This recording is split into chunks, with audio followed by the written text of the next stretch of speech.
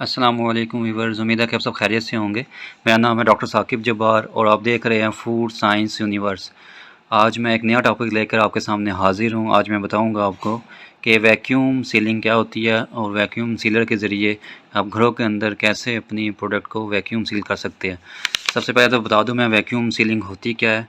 कि basically vacuum ceiling में क्या होता है कि जो सीलर है, ये हमारे जो पैकिंग है, जब इसमें हम पैक करेंगे प्रोडक्ट को पैक करते हैं तो ये इसमें इससे एयर सक कर लेता है और वैक्यूम क्रिएट करके हमारी प्रोडक्ट को सील कर देता है, यानी पैक कर देता है। तो जिसकी वजह से क्या होता है कि हमारी प्रोडक्ट की फ्रेशनेस रहती है और शेल्फ लाइफ बढ़ जाती है। और इसके अलावा क्योंकि अंदर एयर नहीं होती और ना मॉइस्चर होता है, तो उसकी वजह से बैक्टीरियल ग्रोथ भी नहीं होती और इसके अलावा ऑक्सीडेशन नहीं होती, प्रोडक्ट का कलर चेंज नहीं होता अगर आपने प्रॉपर इसको वैक्यूम सील किया है।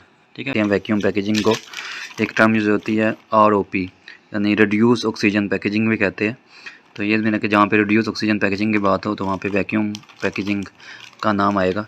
ठीक है, वैक्यूम सील के लिए हम जो पैकिंग यूज़ करते हैं उसमें बेसिकली ये स्पेशल एक पैकिंग होती है, इसको कहते हैं नायलॉन या पॉलीथाइलीन, जो मार्केट में भी मिल जाते हैं पैकेट इजीली, लेकिन थोड़े से यानी एक्सपेंसिव होते हैं। तो ये स्पेशल पैकिंग है वैक्यूम सीलर। आम पैकिंग के अंदर करेंगे तो वैक्यूम नहीं बनेगा, लेकिन ये स्पेशल नायलॉन की होती है, या इसको पॉलीथाइलीन भी कहते हैं। तो इसमें बड़ा अच्छा वैक्यूम क्रिएट होता है। मैं करके भी दिखाऊंगा आपको बाद में। अभी मैं थोड़ा सा इंट्रोडक्शन दे दूँ आपको। या ये पैकिंग यूज़ कर सकते हैं, या फिर हमारे पास ये पैकिंग होती है एलुमिनियम वाली ना, इसको माइलेयर बैग्स भी कहते हैं। तो इसका फ़ायदा इससे ज़्यादा इफेक्टिव ये वाली होती है, क्योंकि एक तो इसमें एलुमिनियम है, बाहर से यानी अंदर लाइट जा नहीं सकती, पास नहीं हो सकती, क्योंकि ये अंदर की कोई चीज़ नज़र नहीं आ रही। लेकिन इसमें क्या होता है कि जब प्रोडक्ट पैक करते हैं तो क्योंकि लाइट का भी इफेक्ट होता है, अगर प्रॉपर हमने स्टोर ना किया तो लाइट का भी इफेक्ट होगा, हीट का भी इसमें हो सकता है इफेक्ट ना। तो ड्राइड प्रोडक्ट को वैक्यूम सीलिंग के साथ आप पैक कर सकते हैं इसकी शेल्फ लाइफ बढ़ाने के लिए। ठीक हो गया। उसके बाद मैं आपको थोड़ा सा इंट्रोडक्शन दे दूँ कि जो सीलर होते हैं, जैसे ये सीलर है, ये बेसिकली लैब स्केल है या होम स्केल भी कह सकते हैं आप। बहुत स्मॉल सा है ये। तो इसमें जो इम्पोर्टेंट चीज़ है, सबसे इम्पोर्टेंट चीज़ इसकी अगर मैं दिखाता हूँ आपको, ये तकरीबन 360 वाट का है और ये प्रेशर जो होता है ना किलो पास्कल, ये -60 किलो पास्कल। ये नॉर्मल वैक्यूम प्रेशर क्रिएट करता है हमारी पैकिंग के अंदर।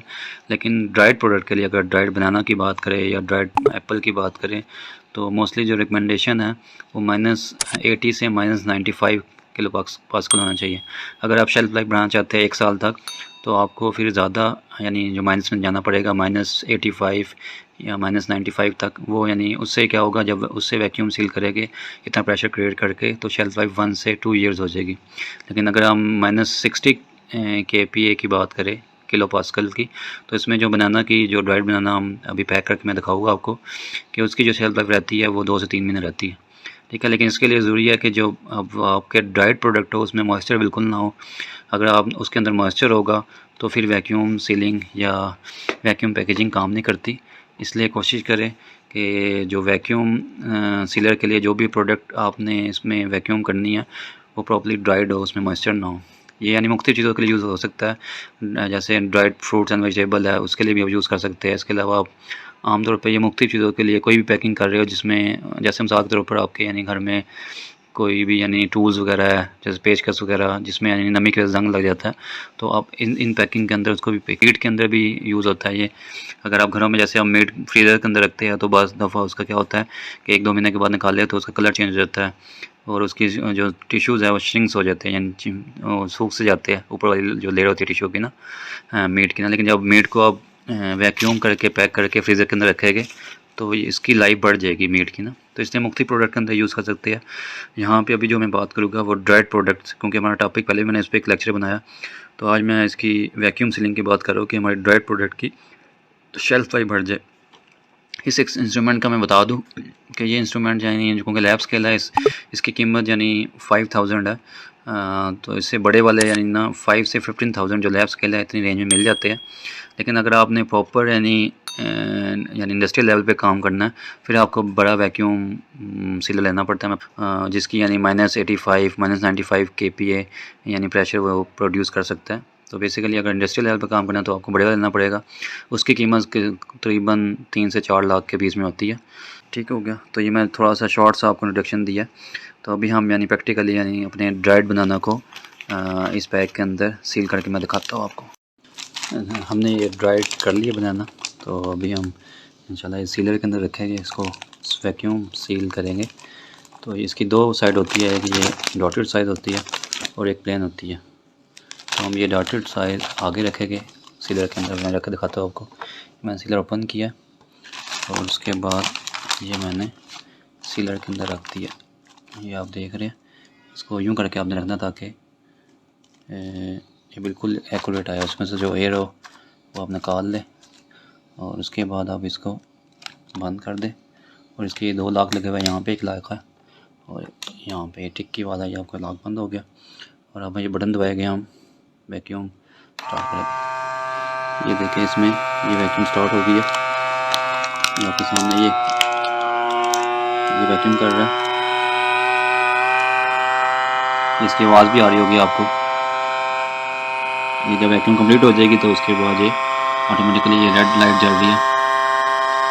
तो वैक्यूम जब कंप्लीट हो जाएगी ये बंद हो गया वैक्यूम, और ये आपके सील भी कर दिया इसने साथ।